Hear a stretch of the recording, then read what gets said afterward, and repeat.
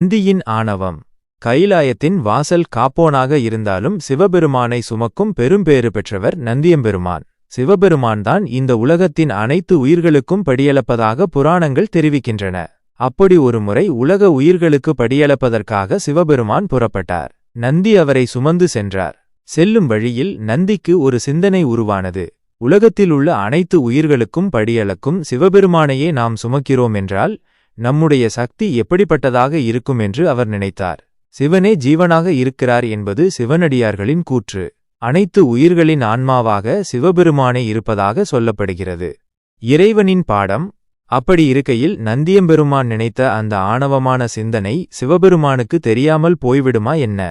நந்திக்கு தகுந்த பாடம் கற்பிக்க நினைத்தார் சிவபெருமான். உலகை வலம் வந்து கொண்டிருந்த நேரத்தில் தன்னுடைய சடைமுடியில் இருந்து ஒரே ஒரு முடியை மட்டும் எடுத்து நந்தியின் மீது வைத்துவிட்டு கீழே இறங்கிக் கொண்டார் ஈசன்.